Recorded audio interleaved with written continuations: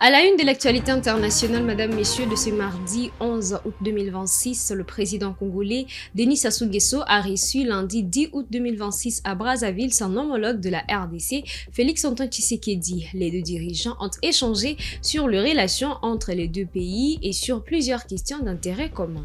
Arrivé ce lundi 10 août 2026 à bord d'un yacht battant pavillon de la République démocratique du Congo, le président Félix-Antoine Tshisekedi Tshilombo a traversé le Poul Malebo pour rejoindre Brazzaville. À son débarquement au beach, il a été accueilli par le vice-premier ministre Jean-Jacques Bouya.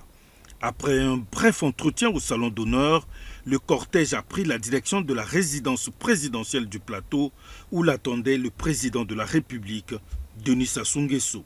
Cette énième visite du président de la RDC témoigne de l'excellence des relations diplomatiques qu'entretiennent les deux Congos, deux pays unis par l'histoire. Les échanges entre Denis Sassou Nguesso et Félix-Antoine Tshisekedi Tshilombo ont notamment porté sur le renforcement de la coopération bilatérale et sur les enjeux d'intérêt régionaux. Cette rencontre s'inscrit également dans la volonté de préserver les liens historiques entre les deux capitales les plus proches au monde et de donner un nouvel élan à leur coopération. La RDC a réaffirmé le 10 août 2026 son attachement au droit international humanitaire et aux conventions de Genève. Dans le contexte de la guerre menée par la Russie contre l'Ukraine, Kinshasa a appelé à protéger les prisonniers des guerres, les détenus civils et les personnes hors des combats. La RDC a également plaidé pour le dialogue, un cessez-le-feu et une paix durable. Je remercie la Somalie et donne la parole au représentant de la République démocratique du Congo. La République démocratique du Congo remercie la Lettonie, le Royaume-Uni et l'Ukraine pour l'organisation de cette réunion importante selon la formule ARIA, ainsi que pour tous les intervenants pour leur contribution. Le thème qui nous rassemble aujourd'hui revêt une importance particulière et nous rappelle que même dans les situations de conflits armés les plus complexes, le droit international humanitaire demeure applicable et doit être respecté par toutes les parties, ce en toutes circonstances. La RDC réaffirme son attachement aux 4 conventions de Genève de 1949 et à leurs protocoles additionnels de 1977 et 2005. La protection de la dignité humaine ne saurait être subordonnée aux considérations politiques, militaires ou géographiques. Alors que les perspectives d'une issue rapide au conflit demeurent incertaines, la République démocratique du Congo reste profondément préoccupée par la poursuite des hostilités et leurs conséquences humaines, politiques et sécuritaires. En effet, chaque jour supplémentaire de guerre emporte son lot de victimes, accentue les souffrances des populations civiles, alimente les fractures internationales et fait peser une menace persistante sur le maintien de la paix et de la sécurité internationale. Fidèle à la position constante qu'il défend au sein du Conseil de sécurité, mon pays reste convaincu qu'il ne peut y avoir de solution militaire à cette crise. En effet, plus le conflit se prolonge, plus les perspectives d'un règlement durable s'amenuisent. Seule une désescalade progressive, un engagement sincère des parties en faveur du dialogue et des efforts diplomatiques constants permettront d'ouvrir la voie à un cessez-le-feu qui est un préalable indispensable à une cessation définitive des hostilités et à une paix durable. Madame la Présidente, le gouvernement de mon pays estime qu'il est particulièrement important que notre débat d'aujourd'hui ne contribue pas à polariser davantage les positions. Il est conscient que ce conflit continue de susciter des appréciations, des lectures et des positions parfois profondément divergentes. Quels que soient les enjeux et les perceptions entourant cette crise, il est impératif de reconnaître une réalité incontestable. Le droit international humanitaire s'impose à toutes les parties et doit être appliqué en toutes circonstances. Ma délégation tient à souligner que la protection des détenus civils, des prisonniers de guerre et l'accès humanitaire devaient être au cœur de toute réponse internationale. À cet égard, les conditions devraient être créées afin que les acteurs humanitaires puissent exercer pleinement leur mandat, conformément au droit international humanitaire. Les conventions de Genève de 1949 et leurs protocoles additionnels demeurent le socle universel de la protection des personnes qui ne participent pas ou ne participent plus aux hostilités. Les prisonniers de guerre, les civils détenus ainsi que toutes les personnes hors de combat doivent être traités avec humanité et dignité, quelles que soient les circonstances du conflit. Aucune violation du droit international humanitaire ne peut être relativisée. Toute allégation de violation mérite d'être examinée dans le cadre de mécanismes crédibles, impartiaux et indépendants, afin que les faits soient établis et que les responsabilités soient déterminées conformément au droit international. C'est à la lumière de ces principes que la question des prisonniers de guerre, des civils détenus et des combattants étrangers revêt aujourd'hui une importance particulière. Au-delà de sa dimension strictement humanitaire, elle constitue un indicateur de la capacité des parties à préserver des espaces de dialogue et à maintenir des canaux de communication, sans lesquels aucune perspective politique crédible ne saurait émerger. Madame la Présidente, la République démocratique du Congo salue les échanges de prisonniers intervenus entre les parties au cours des derniers mois. Ces initiatives démontrent que, malgré la poursuite des combats, des avancées demeurent possibles lorsque prévalent les impératifs humanitaires. Elles témoignent également du fait que le dialogue n'est jamais totalement rompu, même au cœur des conflits les plus éprouvants. C'est précisément cette capacité à parvenir à des ententes ponctuelles que la communauté internationale doit encourager, afin qu'elle inspire des progrès plus substantiels sur le chemin de la paix. Madame la Présidente, la question des combattants étrangers appelle également notre attention. Les conflits contemporains dépassent largement les frontières des États directement impliqués et affectent des ressortissants de pays tiers, notamment africains, qui peuvent se retrouver engagés, capturés ou pris au piège des hostilités dans des circonstances diverses, parfois en raison de leur vulnérabilité économique ou de promesses trompeuses. Leur protection, leur identification, l'exercice effectif de l'assistance consulaire, ainsi que, lorsque les circonstances le permettent, leur rapatriement devrait faire l'objet d'une coopération renforcée entre les parties concernées, les États d'origine et les organisations humanitaires compétentes.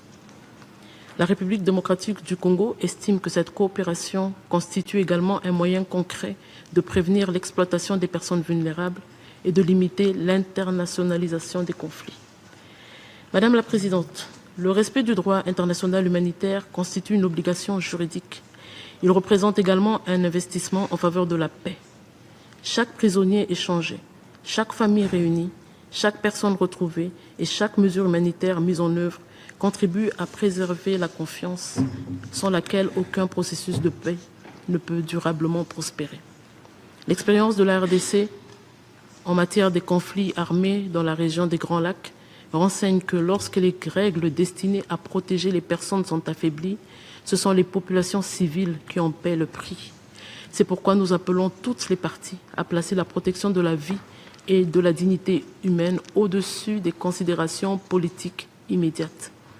Pour la République démocratique du Congo, les récents échanges démontrent que, même au cœur de l'épreuve, le dialogue demeure possible lorsque la volonté politique existe. C'est cette réalité qu'il convient aujourd'hui de consolider, afin qu'elle puisse conduire progressivement à un dialogue plus structuré, à un cessez-le-feu et, à terme, à une cessation durable des hostilités. C'est dans cet esprit que ma délégation continuera de soutenir toute initiative conforme au droit international, susceptible de rapprocher les parties et de contribuer à l'avènement d'une paix juste, négociée et durable, conformément aux buts et principes de la Charte des Nations Unies. Je vous remercie. I thank the representative from the... Je remercie la représentante de la République démocratique du Congo. À l'occasion du 66e anniversaire de l'indépendance du Tchad, le président Mahamat Idriss Déby a annoncé une mesure de grâce présidentielle en faveur de plusieurs compatriotes condamnés. Dans son message à la nation, le chef de l'État a placé cette décision sous le signe de la paix sociale, de la réconciliation et de l'unité nationale.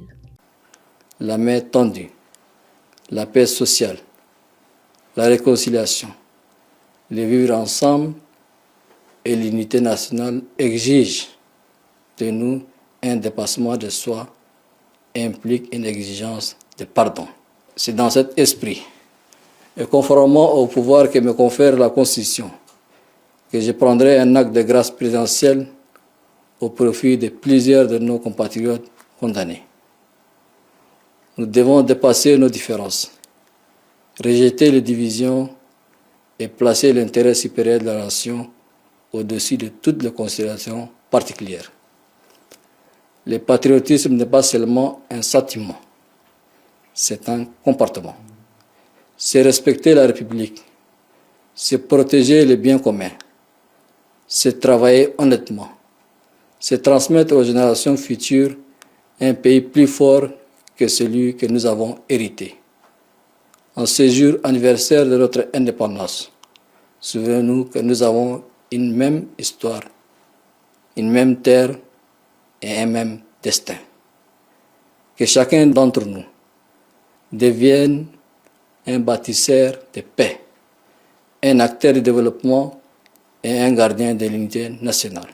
L'Assemblée nationale du Sénégal a ouvert ce lundi 10 août 2026 sa première session extraordinaire de l'année. Le député dispose de 15 jours pour examiner plusieurs textes à fort enjeu institutionnel et financier. 5 projets de loi figurent à l'ordre du jour. Ils concernent notamment les codes du travail, le code de la sécurité sociale et la modification de l'article 37 de la Constitution.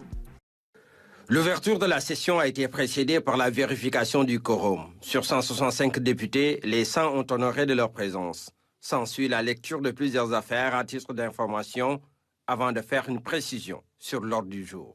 Il s'agit du projet de loi numéro 15-2026 portant Code du travail, du projet de loi numéro 16-2026 portant Code de la sécurité sociale, de la proposition de loi numéro 33-2026 portant modification de l'article 37 de la Constitution, du projet de loi numéro 25-2026 sur la protection des infrastructures d'information critiques et la sécurité numérique, la proposition de loi numéro 34-2026 relative au régime juridique des crédits spéciaux. À cela s'ajoutent 6 propositions de résolution portant création d'une commission d'enquête parlementaire. Notamment sur les manquements notés dans la gestion du foncier, sur les opérations de cession d'immeubles du patrimoine bâti de l'État, sur l'utilisation par le gouvernement du Sénégal de mécanismes financiers de type TRS, sur la proposition de résolution sur les irrégularités alléguées dans la passation et l'exécution des marchés du programme Un étudiant, un ordinateur, sur les abandons de recettes et la gestion des exonérations fiscales, et enfin sur les conditions de délivrance et de renouvellement des licences de pêche. Devant les élus du peuple, le président de l'Assemblée nationale tient à apporter certaines précisions, surtout pour ce qui concerne le fonctionnement de l'institution. Je voudrais rappeler que l'article 7 de cette loi organique portant règlement intérieur de l'Assemblée nationale dispose, entre autres, que l'Assemblée nationale est, en outre, réunie en session extraordinaire sur un ordre du jour déterminé, soit c'est au choix, l'initiative est plurielle, elle peut émaner de plusieurs sources, donc soit sur décision de son bureau, sur demande écrite de plus de la moitié de ses membres adressés à son président, ou sur décision du président de la République, seul ou sur proposition du Premier ministre. Les différents points inscrits à l'ordre du jour feront l'objet d'examen pour cette session extraordinaire qui va durer 15 jours.